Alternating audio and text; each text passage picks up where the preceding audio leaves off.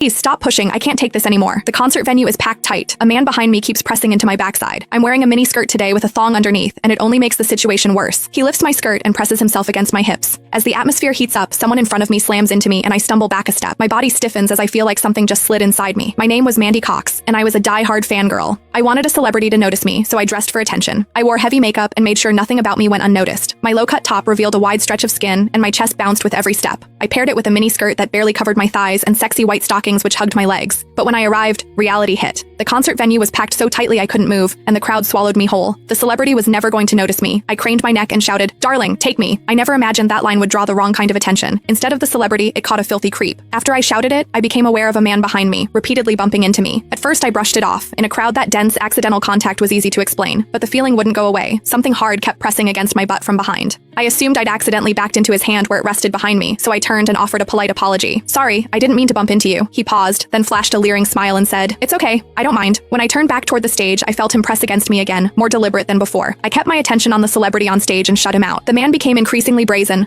pulling up my skirt and pressing close against my backside. I had only a thong on underneath, which left my butt exposed. I felt his touch directly against my skin and assumed it was his finger. Only then did I realize something was wrong. The pressure was warm and solid in a way a finger could never be. My mind lurched as the truth hit me. In the 20 years of my life, this was the first time a man had ever molested me. Fear surged through me, sharp and overwhelming, and my body reacted with an instinct to flee. But there was no way to move. The concert floor was packed wall to wall, leaving me stuck where I stood. I drew myself tight, bracing as if tension alone could keep the fear out. As I did, my hips closed around the man's so-called finger, trapping it between my cheeks. An unfamiliar sensation followed and warmth rose to my face. What confused me was that I didn't recoil from it. There was a muted comfort to it, and against my will, it sparked a faint sense of expectation. The man behind me seemed to take it as a signal. He moved in closer, repeating the motion until the intrusion was unmistakable. I had lived a sheltered life as a college student, and now I was being toyed with by a stranger while surrounded by people. Shame surged within me without warning. I felt the urge to sob, but my throat closed and my voice deserted me. Worse still, the pressure forced my thong inward and sent a restless, prickling discomfort through my body that wouldn't fade. A quiet, involuntary sound escaped me, and the embarrassment followed instantly. I gathered myself and strained to suppress it, holding it down until my throat tightened. The blaring music and the screams around me drowned everything out. With every eye fixed on the stage, no one was aware of what was happening to me. At the same time, the intensity continued to rise, touching something deep inside me. I bit down on my lip as cold sweat traced my spine. My awareness was tipping back and forth between humiliation and a pleasure I couldn't bring myself to name. I knew I couldn't take it anymore if it continued, so I turned sharply to face the man behind me. "Please, stop pushing. I can't take this anymore." When I finished speaking, the man leaned toward me and whispered in my ear, "Is it exciting, the way I'm pushing against you?" The shame was overwhelming, and I was on the verge of crying. "I'm a virgin. I've never done that kind of thing. Please, let me go." He didn't stop. Instead, his gaze burned deeper as he seized my waist, the pressure growing stronger. "You're really a virgin? Then let me show you what it feels like to be a woman." For reasons I couldn't explain, his words didn't spark resistance right away. They stirred an expectancy instead. I wondered what was wrong with me.